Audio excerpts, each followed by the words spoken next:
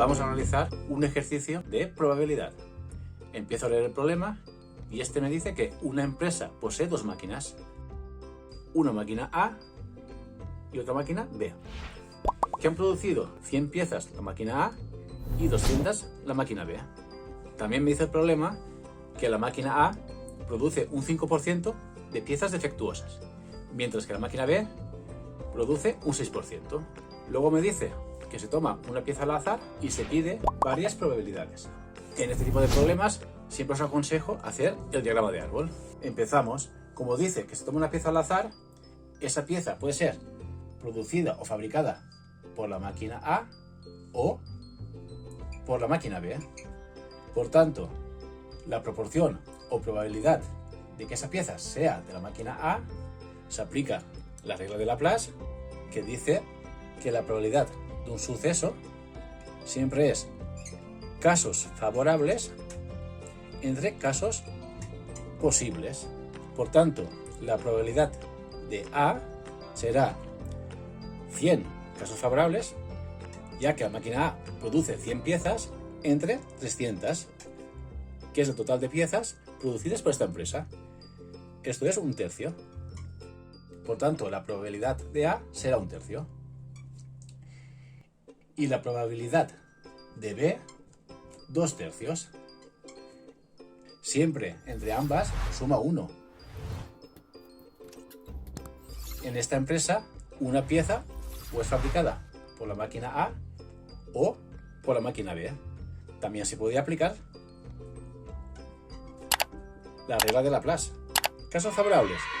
La máquina B produce 200 piezas entre un total de 300. Eso nos da 2 tercios. Seguimos completando nuestro diagrama de árbol.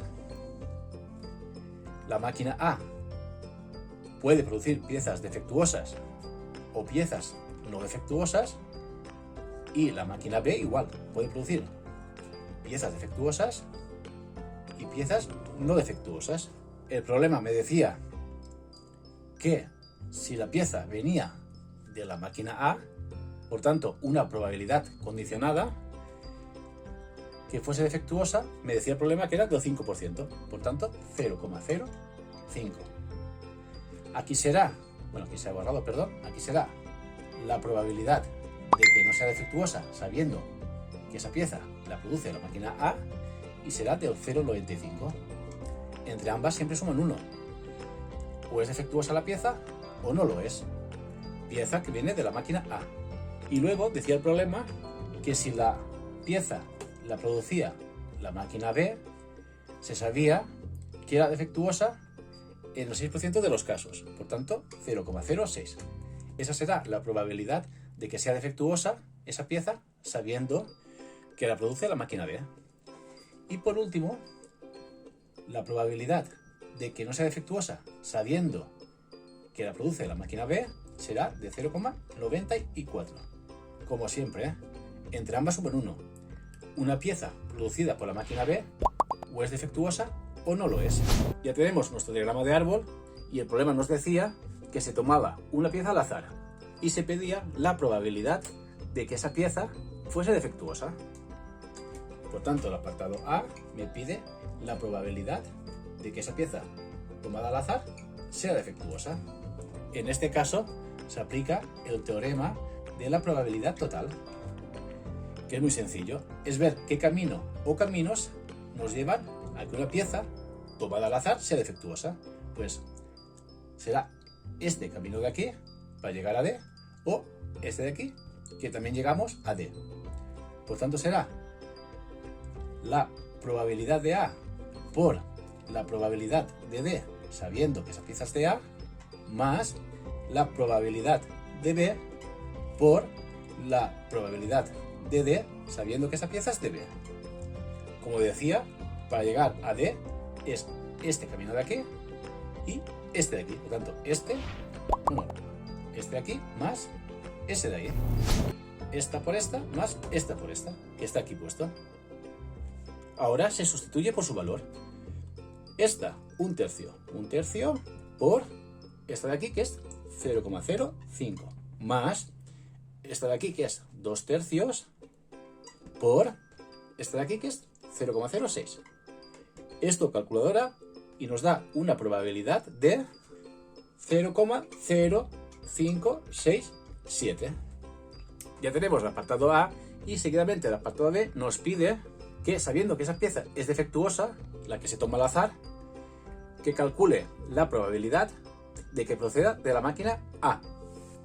Apartado B me pide, sabiendo que es defectuosa, por tanto una probabilidad condicionada, que proceda de la máquina A. Aquí se aplica el teorema de Bayes y esto es igual a la probabilidad de la intersección